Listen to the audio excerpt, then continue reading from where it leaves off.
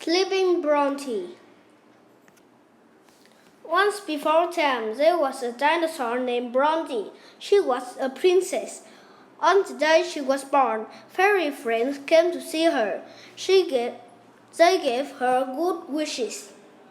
One fairy wished for Bronty to have a long neck. Another fairy wished for Bronty to have a long tail. The last fairy wished for Bronty to have a long life. One day she would be queen. Then a selfish fairy named Rhonda came to see Bronty. She gave a wish too. Rhonda wished for Bronty to prick her tail on the throne. She wished for Bronty to fall into a deep sleep. Rhonda wished to be queen herself. The friendly fairies were worried. They would try to take care of Bronty. Bronty grew up. She had a long neck. She had a long tail. She would be queen soon. One day, Bronty went for a walk. She made a new friend. He did not have a long neck. He did not have a long tail. He did have a lunch basket. Bronty's new friend shared his lunch.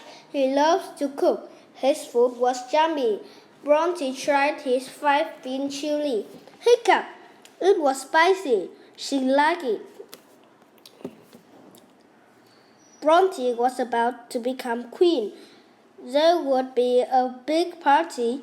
Bronty asked the cook to make 5-bean chili. At the party, the surprise gift arrived. No one knew where it came from. Bronty brought the present into her room. She opened it. It was a pretty rose bush with lots of thorns. "Do not touch it!" cried Bronty's fairy friends. Bronty was surprised. She turned to ask them why. Her long tail swung around, and into the thorn rose.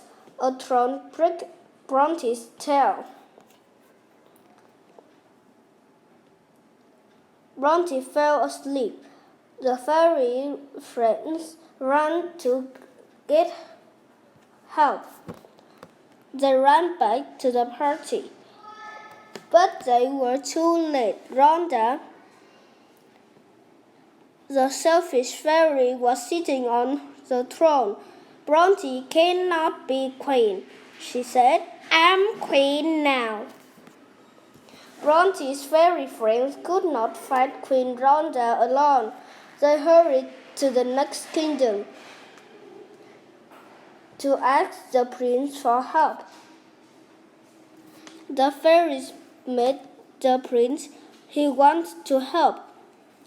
The friendly fairies took the prince to Bronty. When the prince saw Bronty, he knew who she was. She was his friend from the forest. He knew how to wake her up. The prince snuck into the kitchen. He saw the 5-bean chili. He tasted. Then he added some spice. The prince brought a bowl from chili to Bronty's room. He dropped a bean into her mouth. The fairies watched and waited. Then, hiccup! The prince went to the throne room. "You are not the real queen," he said. Rhonda laughed. Then Bronty came in. Rhonda had not seen Bronty since she was a baby.